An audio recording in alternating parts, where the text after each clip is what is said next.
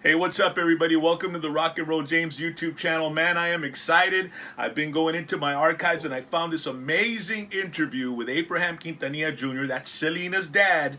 And let me tell you, it's going to be a 7-part series on my YouTube channel. This is going to be the first installment, but it's got a whole bunch of information, the history, the roots of Mr. Quintanilla, also the process of the making of the movie Selena, and a whole bunch of other great stuff, even how they came up with the name Los Dinos. And there's even another legend that comes into the interview and hangs out with us while we're doing the interview. So this is going to be the first segment where he talks about how him, Gregory Nava, Moctezuma Esparza, and Edward James Olmos all came together to create the movie Selena. There's going to be a lot more to it. You just keep it right here on the YouTube channel, the Rock and Roll James YouTube channel. Now, you need to subscribe and hit the bell because every time I upload something, you get notified and you'll be able to check out the whole interview as I'm uploading it throughout the days and the weeks, all right? Also, give it a thumbs up. Give this video a thumbs up. Help us out. And share it with all the Selena fans you know.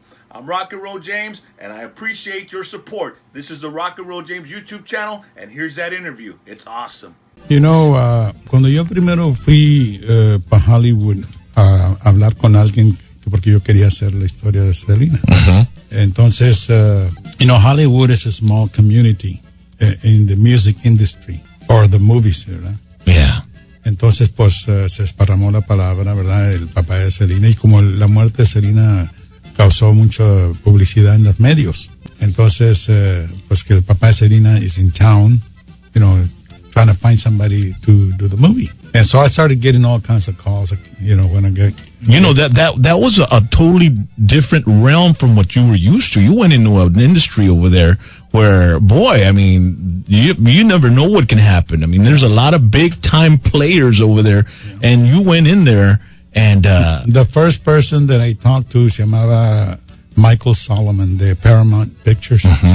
Y él ya no está con la Paramount, tiene su compañía independiente. Sí. Pero cuando él estaba interesado, pero cuando trae a sus hijos para que se encargarse de hacer la película, y si tú los veías a los hijos, parecían dos hippies left over from the 60s. Yeah, you know? from Woodstock. Yeah, from Woodstock. And you know, I saw that these people didn't know anything about our culture. Yeah. So that turned me off, and so I came back to Corpus, and 2 weeks later, they called me to go to Washington, D.C., que le iban a dar a Selena un posthumous award. So I went over there, and I left the awards about 11 o'clock, came back to the hotel, told them the flight was at 6 o'clock in the morning next day. So I'm fixing to hit the sack. Yeah, got to be at the airport by at least 4:35. Oh, yeah. Yeah. And so there's a knock on the door.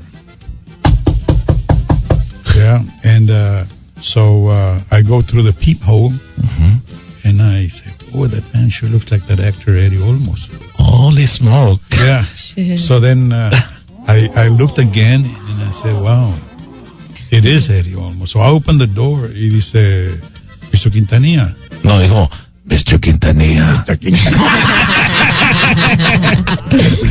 I'm here to give you an offer you can't refuse. Y entonces, pues, lo pasé para adentro y entonces él me convenció que él quería hacer la película. How in the world did Edward James almost find out where you were staying? He must have called some connections. Well, so Edward James almost goes to your hotel room, knocks on your door when you're about to hit the hay, maybe go to bed, and you're like, wow, what's Edward James almost doing in my hotel room? Yeah. So you let him inside? Yeah, I let him in, and he started because he had already heard in Hollywood, about el papá de Selena. The word was running around. It was hot. Oh, yeah. I got calls from Michael Douglas Company, from different companies. So I felt that he kind of turned me off because he was too aggressive. Yeah. But he felt the passion for wanting to put it on film. Yeah, but he wanted to write the script. He wanted to direct it. He wanted to act in it. And that kind of turned me off. He was, So I came back to Corpus and decided, no, I'm not going to use this guy. Yeah. So then about 2 weeks later, vino Gregory Nava to Corpus Christi to my office. Gregory Nava, which was the director of the movie? Director, and he's the one that wrote the script. Mm-hmm.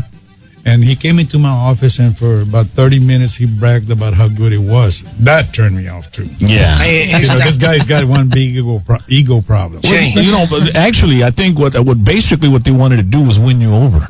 Yeah. They wanted to show you that, hey, because, for you to let just anybody make a movie of your life and your family's life, you have to be very, very, careful. Very picky. And they really wanted to show you that. They wanted to gain your trust by showing you that they've got some. It's like showing a resume, I guess, ¿verdad? Yeah. But I guess they were a little too aggressive because they wanted to do it now.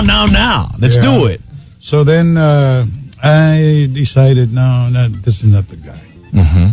So then about 3 weeks later, viene Moctezuma Esparza. Moctezuma Esparza. Mm-hmm. Yeah, he done that movie, Milagro Bill.